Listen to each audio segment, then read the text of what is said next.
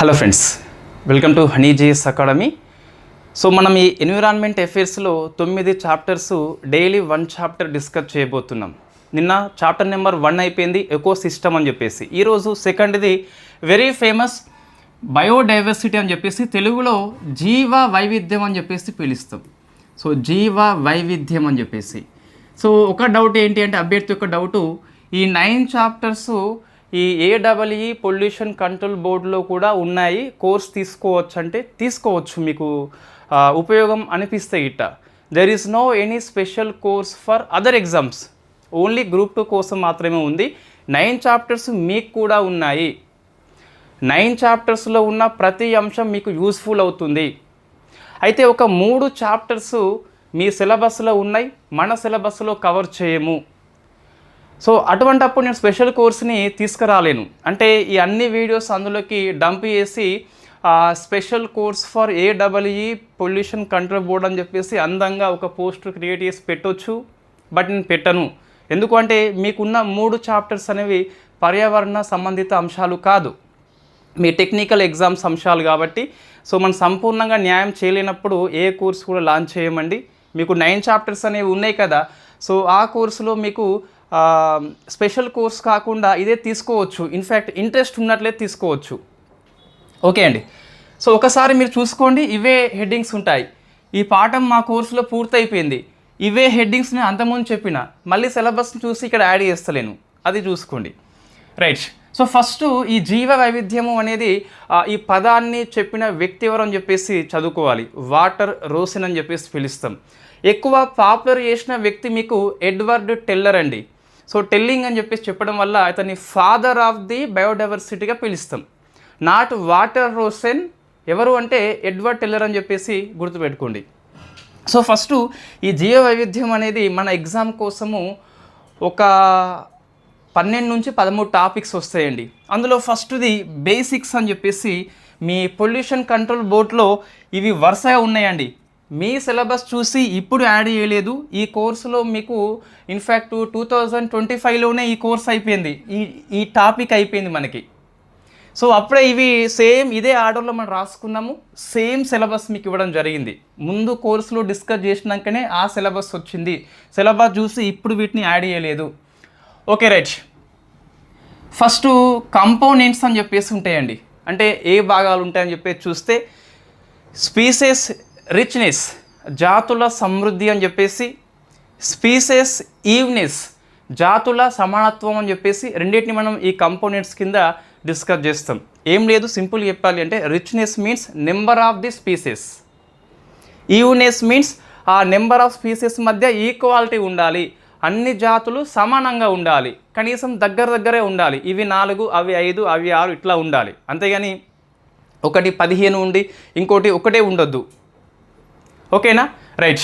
అయితే ఈ చాప్టర్ కోసము ఏబిపిఎస్ గ్రూప్ 2 వాళ్ళు ఏ సోర్సు ఉపయోగించుకోవచ్చు అంటే, తెలుగు అకాడమీ మంచిగా ఉంది. ఈ ఆల్ఫా బీటా గామా ఈ వాల్యూస్ అన్నీ ఆ పుస్తకంలో ఉన్నాయి. పిఎంఎఫ్ఐఎస్ కూడా బాగుంటుంది ఇంగ్లీష్ మీడియం వాళ్ళకి. బట్ ఈ ఒక్క చాప్టర్కి మీరు కొనుక్కోగలిగితే, సొంతగా చదువుకోవాలి మా కోర్సు వద్దనుకున్న వాళ్ళకి ఈ పుస్తకంలో కొద్దిగా ఇన్డెప్త్గా ఉంది అండి. సో ఒకసారి చూద్దాం ఎట్లా ఇన్డెప్త్ ఉందని చెప్పేసి. స్పీసెస్ రిచ్నెస్ అంటే జాతుల సమృద్ధి, నెంబర్ ఆఫ్ స్పీసెస్ ఎక్కువ ఉంటాయి. అయితే మనం డిస్కస్ చేసినాము మన కోర్సులో. ఇన్ఫ్యాక్ట్ ఇది భూమధ్య రేఖ, ఇదేమో అక్షాంశాల నుంచి 90 degrees కాబట్టి ధృవాలని చెప్పేసి పిలుస్తాం కదా. సో క్రమంగా పైకి వెళుతున్న కొలది ఈ రిచ్నెస్ అనేది తగ్గిపోతుంది. మనం డిస్కస్ చేసినాం ఈ ఒక పాయింట్. అయితే దీనికి అదనంగా ఒక 2 పాయింట్స్ భైరప్ప పుస్తకంలో ఉన్నాయి. ధృవాల నుంచి కిందికి వస్తున్న కొలది పెరుగుతుంది, భూమధ్య రేఖ నుంచి పైకి వస్తున్న కొలది క్రమంగా తగ్గుతుంది. వై? బికాస్ ఇక్కడ అనుకూల వాతావరణం ఎక్కువ ఉంటుంది కాబట్టి, సో ఆటోమేటిక్గా భూమి ఎక్కువ ఉంటుంది కాబట్టి జీవులు ఎక్కువ ఉంటాయి, ఇక్కడ భూ ప్రాంతం తక్కువ ఉంటుంది కాబట్టి జీవులు తక్కువ ఉంటాయి. ఓకేనా? ఇది క్లియర్, మనకి డిస్కస్ చేసినాం. అయితే ఆ పుస్తకంలో ఏముందంటే, ఈ పర్వత ప్రాంతాలతో పోల్చినప్పుడు మైదాన ప్రాంతం లోపల ఏ విధంగా ఉంటుంది అంటే, మైదాన ప్రాంతం లోపలనే ఎక్కువ ఉంటుంది. వై? బికాస్ భూభాగం ఎక్కువ ఉంటుంది, అనుకూల వాతావరణం ఎక్కువ ఉంటుంది కాబట్టి. అయితే ఈ పర్వత ప్రాంతం అంటే మీకు ఎత్తైన ప్రాంతం వస్తుంది కదా, ఈ ఎత్తైన ప్రాంతంలో తక్కువ ఉంటుంది కానీ ఈ స్టేట్మెంట్కి ఒక మినహాయింపు ఉంది. There is the exemption, that is the Himalayas. హిమాలయస్లో మీకు జీవ వైవిధ్య మండలాలు ఎక్కువ ఉంటాయి, ఎకో సిస్టమ్ పాఠంలో వస్తుంది. దాని కారణంగా ఇన్ఫ్యాక్ట్ ఎక్కువ జీవులు ఉంటాయి అక్కడ. పర్వత ప్రాంతాలు ఎత్తైన ప్రాంతాలు తక్కువ ఉంటాయి, ఒక మినహాయింపు ఉంది హిమాలయాలు అని చెప్పేసి చదువుకోవాలి అంతే. సో స్పీసెస్ ఈవ్నెస్ మీన్స్ జాతుల మధ్య సమానత్వం అని చెప్పేసి, species richness means number of species. Next types అంటే డైవర్సిటీ యొక్క టైప్స్ చూస్తే మొత్తం 3 ఉంటాయండి. ఒకటి జెనెటిక్ అని చెప్పేసి, స్పీసెస్ అని చెప్పేసి, ఎకో సిస్టమ్ అని చెప్పేసి 3 ఉంటాయి. ఏంటి ఫస్ట్ జెనెటిక్ అంటే ఒకటే జాతి ఉంటుంది. సో నేను బ్రీఫ్గా చెప్తున్నా, ఒకే జాతి మధ్య వైవిధ్యత ఉంటుంది. డిఎన్ఏలో మార్పులు కావచ్చు, మోడిఫికేషన్స్ కావచ్చు, మొత్తం మీద కాలక్రమేణా మార్పు వస్తుంది. ఎట్లా వస్తుందండి? సో భైరప్పలో బ్యూటిఫుల్ ఎగ్జాంపుల్స్ ఉన్నాయండి. జియోగ్రాఫికల్ బ్యారియర్స్ అని చెప్పేసి, అంటే భౌగోళిక అడ్డంకులు వస్తాయి. అంటే ఫర్ ఎగ్జాంపుల్ హిమాలయాలో అడ్డంకుల ఫలితంగా రెడ్ పాండా అని చెప్పేసి, చైనా రెడ్ పాండా వేరే ఉంటుంది, మన రెడ్ పాండా వేరే ఉంటుంది, ఒకే జాతి వాస్తవంగా అది. సో అవి ఈ భౌగోళిక అడ్డంకి ఫలితంగా సంకరీకరణం మధ్యలో జరగకపోవడం వల్ల ఇవి వేరైపోయినాయి. క్రమంగా అవి వేరే జాతిగా, అంటే అదే జాతిలో విభిన్న డిఎన్ఏ వచ్చింది. అదే ఏనుగులో చూస్తే మీకు ఆఫ్రికన్ ఏనుగు, ఆసియా ఏనుగు అని చెప్పేసి, చీతాలో చూస్తే ఇండియా చీతా అని చెప్పేసి, ఆసియా చీతా అని చెప్పేసి మనం డిస్కస్ చేసినాం కదా, ఇరాన్లో ఉంటుంది ప్రజెంట్ అని చెప్పేసి. ఆఫ్రికా చీతా మనం తెచ్చుకున్నాం నమీబియా నుంచి, సౌత్ ఆఫ్రికా నుంచి. సో అట్లా కొంచెం డెప్త్గా ఉంది అక్కడ మీకు. సో స్పీసెస్ అని చెప్పేసి జాతుల మధ్య వైవిధ్యం ఇది ఓకే. ఎకో సిస్టమ్ అంటే డిఫరెంట్ ఆవరణ వ్యవస్థలు ఉంటాయి. అంటే ఫారెస్ట్ ఉంటుంది, డిసెర్ట్ ఉంటుంది, లేకుంటే సముద్ర ప్రాంతం ఉంటుంది, నది ప్రాంతం ఉంటుంది. సో అట్లా వైవిధ్యత అనేది ఉంటుంది. మెజరింగ్ అని చెప్పేసి ఆల్ఫా బీటా గామా, ఇది గ్రూప్ 2 వాళ్ళకి అంతగా అవసరం లేదు, మన కోర్సులో ఉన్నప్పటికీ దాన్ని స్కిప్ చేయవచ్చు. బట్ ఒకసారి చూసుకోండి ఆల్ఫా బీటా గామా అని చెప్పేసి. అంటే ఒకే ఆవాసంలో ఉంటే ఆల్ఫా, 2 ఆవాసాల మధ్య ఉంటే బీటా, ఇంకెక్కువ భౌగోళిక ప్రాంతం ఉంటే గామా అని చెప్పేసి పిలుస్తాం. సో వాల్యూ ఆఫ్ బయోడైవర్సిటీ అని చెప్పేసి, ఇది వాస్తవంగా మన గ్రూప్ 2 సిలబస్లో లేకపోయినా మనం యాడ్ చేసుకున్నాం. సో సేమ్ ఇదే మీ పొల్యూషన్ కంట్రోల్ బోర్డులో ఉన్నదండి. సో ఇది నా కోర్సులో ఉన్న నోట్స్ క్లాస్ ప్లస్ ఇది. సో వాస్తవంగా ఇది మీ సిలబస్ కంటే ముందే ఈ కోర్సు మనం డిస్కస్ చేసినాం. ఏమని ఉండే దీంట్లో అంటే ఎథికల్ వాల్యూ అని చెప్పేసి ఉంటుంది. ఎథికల్ వాల్యూ అంటే ఏంటి అంటే, సో నైతిక విలువ అని చెప్పేసి పిలుస్తాం. తెలుగు అకాడమీ పుస్తకంలో చూసుకున్నట్లయితే ఈ క్లోనింగ్ ప్రక్రియ అనేది నైతిక విలువని ఉల్లంఘన చేస్తుంది. ఒక పాయింట్ గుర్తుపెట్టుకోండి, నేను రాసిన ఆల్రెడీ. ఇంకోటి అసెస్థెటిక్ వాల్యూ అని చెప్పేసి, సౌందర్య విలువ. అంటే ఈ జీవ వైవిధ్యం మన సౌందర్య విలువ కల్పిస్తుంది, ఆహ్లాదకరంగా ఉంటుందని చెప్పేసి. ఉత్పాదక విలువ, ఉత్పత్తి పెంచడం అని చెప్పేసి. వినియోగ విలువ, వస్తు సేవలు అని చెప్పేసి. వైకల్పిక విలువ, వైకల్పిక అంటే మనకి ఇన్నోవేషన్, రీసెర్చ్ అని చెప్పేసి వస్తుంది అన్నట్టు. అవన్నీ వాల్యూస్ గురించి మీకు సిలబస్లో ఉంది పొల్యూషన్ కంట్రోల్ బోర్డు వాళ్ళకి. Right. Next loss of biodiversity అని చెప్పేసి, ఇది వెరీ ఫేమస్ అండి. ఇది ఎక్కువ ఫోకస్ చేయండి. సో ఇందులో ఏపీఎస్సీ వాళ్ళు ఎక్కువగా ఇక్కడ ఫోకస్ చేయండి అండ్ ఇక్కడ ఫోకస్ చేయండి, ఇవి 2 స్కిప్ చేసిన ఇబ్బంది లేదు. So loss of the biodiversity అని చెప్పేసి, అంటే జీవ వైవిధ్యం అని నష్టపోతున్నాం అని చెప్పేసి వస్తుంది అన్నట్టు. అంటే భారతదేశం అనేది ప్రపంచంలో గుర్తించిన 17 మెగా జీవ వైవిధ్య దేశాల్లో ఒకటి. సో మనది 8th నెంబర్ అని చెప్పేసి పిలుస్తాం. అటువంటి మెగా జీవ వైవిధ్యం అనేది క్రమంగా మనము నష్టపోతున్నాము. డిఫరెంట్ కారణాలు ఉంటాయి. అందులో ఒక కారణము ఎగ్జామ్లో వచ్చేది, అంటే మీరు అన్నీ ఈజీగా పెడతారు, మానవ కారణాలు అని చెప్పేసి, అడవులు నరికేత అని చెప్పేసి, అభివృద్ధి కార్యకలాపం అని చెప్పేసి డిఫరెంట్ పెట్టేస్తారు. బట్ ఒకటి గుర్తుపెట్టుకోవాలి, ఈ ఇన్వాసివ్ ఏలియన్ అని చెప్పేసి విదేశీ జాతుల ఫలితంగా మన జీవ వైవిధ్యం అనేది కోల్పోతున్నాము. పార్ధనీయ మొక్క మనం తెచ్చుకున్నాము, ఆ మొక్క ప్రాంతం మొత్తం ఆక్రమించింది, లోకల్ మొక్కల్ని చంపేసింది. సో అది కూడా ఒక ఎగ్జాంపుల్ మీకు తీసుకోవాలి ఈ లాస్ ఆఫ్ కింద. సో ఈ కారణాలు అని చెప్పేసి ఉంటుంది. ఇండియా 1 of the 17 లోపల ఇండియా ర్యాంక్ 8 అని చెప్పేసి పిలుస్తాం. నెక్స్ట్ అండి, సో బ్యూటిఫుల్ టాపిక్ ఇది, హాట్ స్పాట్ అని చెప్పేసి. ఇక్కడ ఏం ఫోకస్ చేయాలి అంటే, సో మొత్తం ప్రపంచంలో ఉన్న హాట్ స్పాట్స్ ఎన్ని 36 అని చెప్పేసి కన్జర్వేషన్ ఇంటర్నేషనల్ అనే సంస్థ గుర్తిస్తుంది. సో 36లో భారతదేశంలో ఉన్న వాటిని ఫోకస్ చేయాలి. మీరు 4 ఉంటాయండి భారతదేశం లోపల. అందులో ఒకటి హిమాలయాలో అని చెప్పేసి పిలుస్తాం, అది వెరీ ఫేమస్. అది రెండవది పశ్చిమ కనుమలు అని చెప్పేసి పిలుస్తాం. అయితే మీరు పశ్చిమ కనుమలు వచ్చినప్పుడు మొత్తం 4 కదా. సో ఒకటి వచ్చేసి హిమాలయస్ అని చెప్పేసి, రెండవది western Ghats, so western Ghats పశ్చిమ కనుమలు అని చెప్పేసి, మూడవది ఇండో బర్మా లేదా ఇండో మయన్మార్ అని చెప్పేసి పిలుస్తాం, నార్త్ ఈస్ట్ రీజన్ ఆ ప్రాంతం వస్తుంది. సో ఫోర్త్ది సుండా ల్యాండ్ అని చెప్పేసి ఇన్ఫ్యాక్ట్ ఈ అండమాన్ నికోబార్ దీవుల ప్రాంతం వస్తుందండి. ఈ 4 మనము ఫోకస్ చేయాలి. క్రింది వాటిలో భారతదేశంలో ఉన్న హాట్స్పాట్ ఏంటని చెప్పేసి ఫస్ట్ హాట్స్పాట్ డెఫినేషన్ అయితే beautiful question for you. Simple వర్డ్స్లో చెప్పాలి అంటే ఒక 1500 మొక్కల జాతుల కంటే ఎక్కువ ఉండాలి మినిమం. అక్కడ 70% ప్రాంతము నష్టపోయి ఉండాలి. దాన్ని మనము హాట్స్పాట్గా పిలుస్తాం. సింపుల్ చెప్పాలంటే ఒక 1500 మొక్కల కంటే ఎక్కువ ఉండాలి. వివిధ జాతులు తక్కువ ఉన్నాయి ప్రపంచంలో, అవి ఆ ప్రాంతంలో మాత్రమే ఉంటాయి, ఒక ప్రాంతానికి మాత్రమే పరిమితమై ఉంటాయి అటువంటి. ఇంకా అక్కడ ఉన్న ఆవాసంలో 70% నష్టపోయి ఉండాలి, 30% మాత్రం సరిగ్గా ఉండాలి. That is the simple definition. మీకు సైంటిఫిక్ డెఫినేషన్ వస్తే వేరే ఉంటుంది మళ్ళీ. Okay right. అయితే ఈ వెస్టర్న్ ఘాట్స్ మీరు ఒక 2 కమిటీలు ఫోకస్ చేయాలి. మాధవ్ గాడ్గిల్ కమిటీ అని చెప్పేసి, మహానుభావుడు మొన్న మరణించాడు, కస్తూరి రంగన్ కమిటీ అని చెప్పేసి. అయితే ఈ వెస్టర్న్ ఘాట్స్ యొక్క రక్షణ కోసం మొత్తం 6 స్టేట్స్ ఉంటాయి. సో అందులో ఒక 64% అనేది ఎకో సెన్సిటివ్ జోన్గా గుర్తించింది మాధవ్ గాడ్గిల్ కమిటీ. అదే కస్తూరి రంగన్ కమిటీ అనేది 37%. చాలామంది ఇది 100 అని చెప్పేసి అంటారు, 100 కాదు 64 అని చెప్పేసి చూసుకోవాలి. సో ఇది మీకు హాట్స్పాట్ గురించి అండి. సో అంటే ఈ హాట్స్పాట్ పదాన్ని ఫస్ట్ టైం ఉపయోగించింది చూస్తే మీకు నార్మన్ మయర్స్ అని చెప్పేసి చెప్పలేమండి, వస్తే రావచ్చు. అదొకటి ఫోకస్ చేయండి. సో నెక్స్ట్ మనం ఇంకా డిస్కస్ చేద్దాం మిగతా సిలబస్.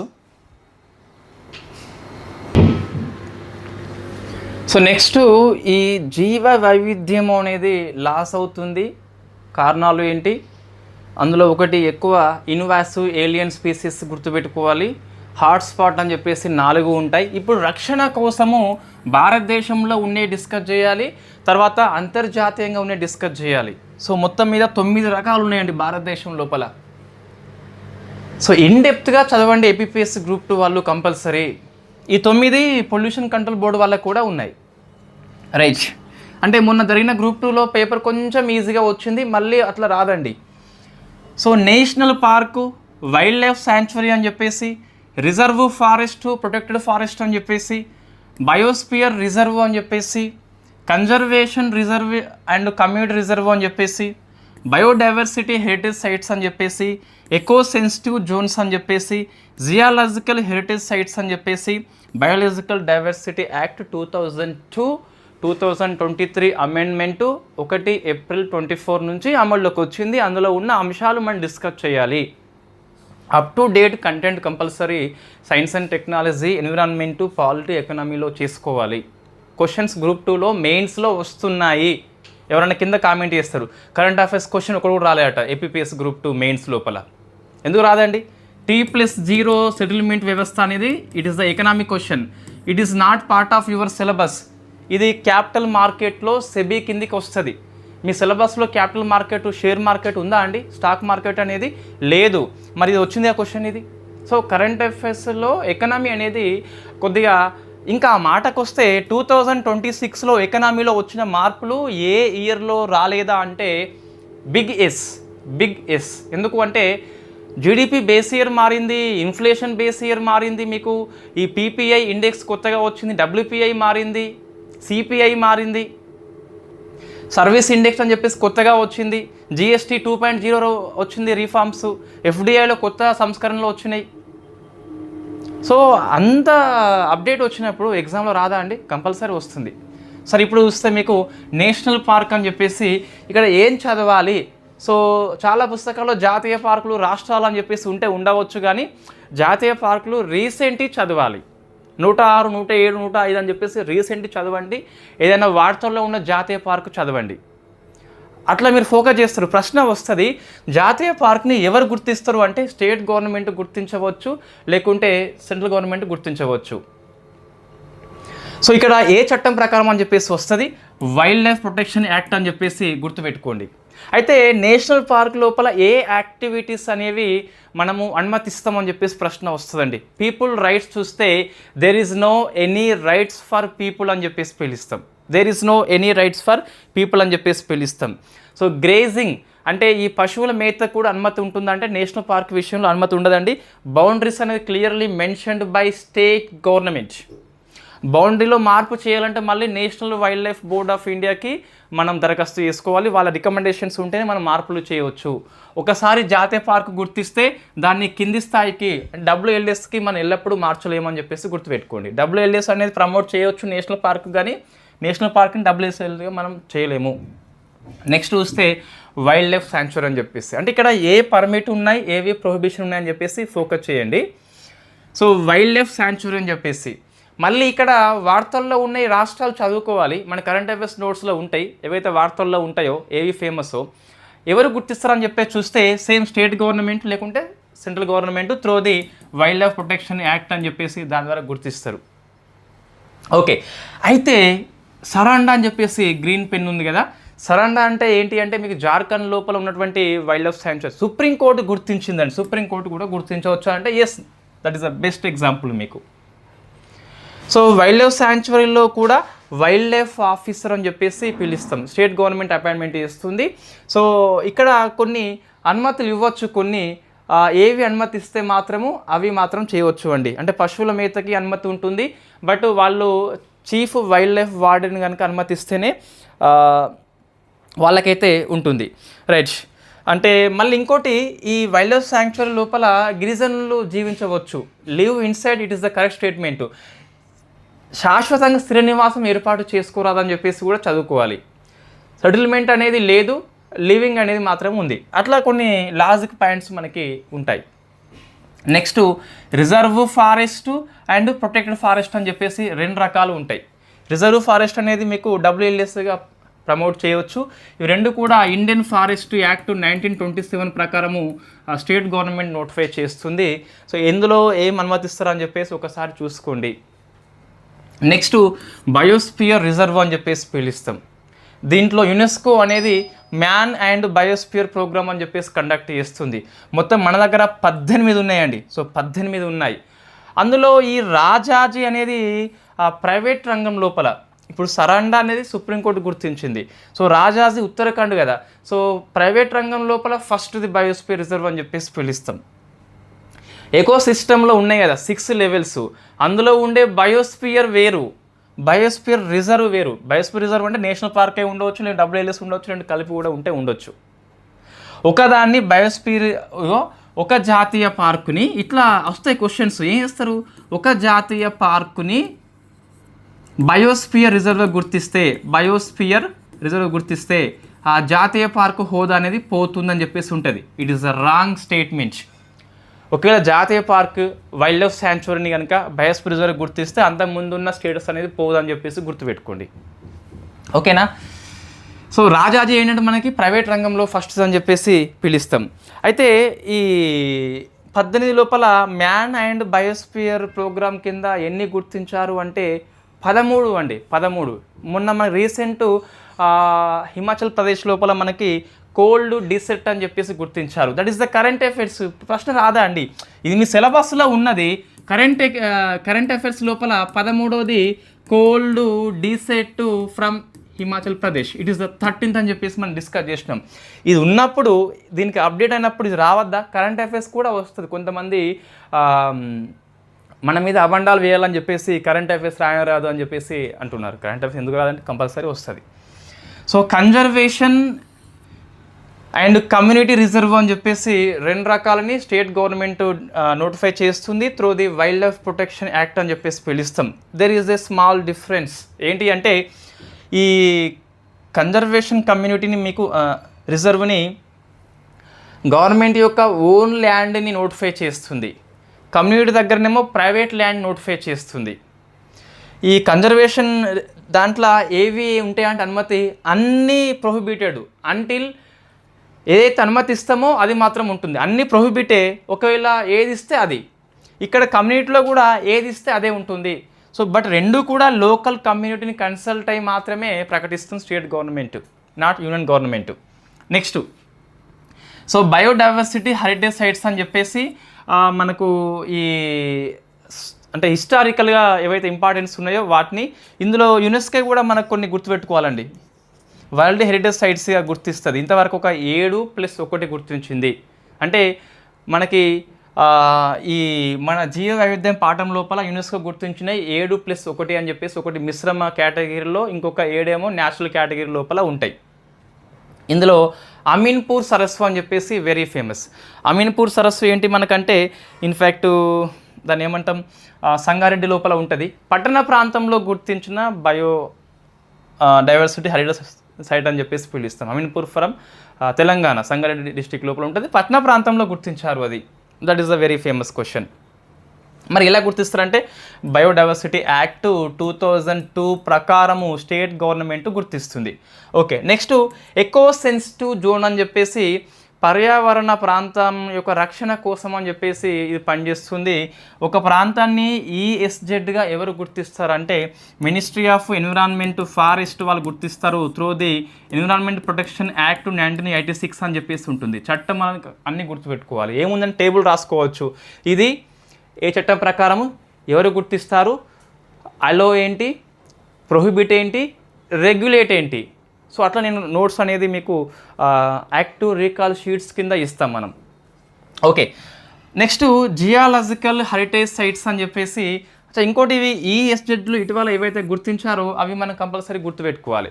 నెక్స్ట్ GHS అని చెప్పేసి భౌగోళిక ప్రాంతాలు హిస్టారికల్గా ఇంపార్టెన్స్ ఉన్నప్పుడు గుర్తిస్తాం మనం. ఇటీవల తెలంగాణలో మీకు పాండవుల గుట్ట అని చెప్పేసి గుర్తించారు. సో పాండవుల గుట్ట అని చెప్పేసి ఇటీవల మనకు గుర్తించిండ్రు మొన్ననే 25 ఇయర్లో I think. So Jayashankar Bhupalpally జిల్లా అని చెప్పేసి. ఏపీలో మనకు బ్లూ కేవ్స్ అని చెప్పేసి నంద్యాలలో ఉంటుంది. ఎర్రమట్టి దిబ్బలు అని చెప్పేసి బేలం కేవ్స్, బేలం గుహలు అని చెప్పేసి నంద్యాలలో ఉంటుంది. ఎర్రమట్టి దిబ్బలు అని చెప్పేసి విశాఖపట్నంలో మనకు మొన్న 25 ఇయర్లో గుర్తించారు. నెక్స్ట్ బయోలాజికల్ డైవర్సిటీ యాక్ట్ 2002 అని చెప్పేసి ఇందులో ఉన్న అంశాలతో పాటు 2023 సవరణ, ఇది 1 ఏప్రిల్ 2024 నుంచి అమల్లోకి వచ్చింది. అందులో ఉన్న స్పెసిఫిక్ పాయింట్స్ కంపల్సరీ గుర్తుపెట్టుకోవాలి. సో నెక్స్ట్ ఇది ఇంటర్నేషనల్ లెవెల్లో ఉన్న ఎఫర్ట్స్. ఇది కూడా మీ పొల్యూషన్ కంట్రోల్ బోర్డ్ సిలబస్లో ఉన్నదండి. ఏంటి అంటే మొత్తం మీద ఒక 6 అంశాలు ఉంటాయండి. ఈ ఎఫర్ట్స్లో ఇండియా పాత్ర కూడా అవసరం ఉంటుంది మనకి. ఒకటి బాండ్ ఛాలెంజ్ అని చెప్పేసి పిలుస్తాం, 2011లో వచ్చింది. ఇది ఏంది అంటే ఈ ఫారెస్ట్ని 2030 నాటికి కనీసము ఫోన్పే చేయలే. సో 350 మిలియన్ హెక్టార్స్ అని చెప్పేసి ఫారెస్ట్ని రక్షించాలి. సో అది 2030 నాటికి లక్ష్యము అండి. So that is a very famous fact bit, అది గుర్తుపెట్టుకోవాలి. యునెస్కో యొక్క వరల్డ్ హెరిటేజ్ సైట్స్ గుర్తుపెట్టుకోవాలి. ఇంతకుముందు అక్కడ చెప్పినాం కదా ఇది 7+1 అని చెప్పేసి పిలుస్తాం. 7 న్యాచురల్గా గుర్తించింది, ఒకటేమో మిక్స్డ్ అని చెప్పేసి పిలుస్తాం. నెక్స్ట్ వెట్ ల్యాండ్ అని చెప్పేసి. సో ఈ వెట్ ల్యాండ్ వచ్చేసి మీరు what is the wetland అంతా చదువుతారు, ఓకే. వార్తల్లో ఉన్న వెట్ ల్యాండ్స్ అధ్యయనం చేస్తారు, ఓకే. 2017 రూల్స్ ఫోకస్ చేయండి. ఇంకోటి ఒక సెమీ అర్బన్ ప్రాంతంలో ఉన్న వెట్లాండ్ రక్షణ కోసము ఏ నగరాలు పాటుపడతాయో దానికి గుర్తింపు ఇస్తాం మనం. భారతదేశం లోపల ఇండోర్ అండ్ ఉదయపూర్కి మాత్రమే గుర్తింపు ఉంది. ఈ వెట్లాండ్ రక్షణ కోసం ఉన్న స్కీమ్స్ అని చెప్పేసి అదేంటి స్కీమ్ మనకి అమృత్ ధరోహర్ అని చెప్పేసి ఫేమస్ స్కీమ్ అండి, 23rd వస్తుంది. సో అమృత్ ధరోహర్ అని చెప్పేసి ఆ స్కీమ్ కంపల్సరీ గుర్తుపెట్టుకోవాలి, అమృత్ ధరోహర్ స్కీమ్ అని చెప్పేసి.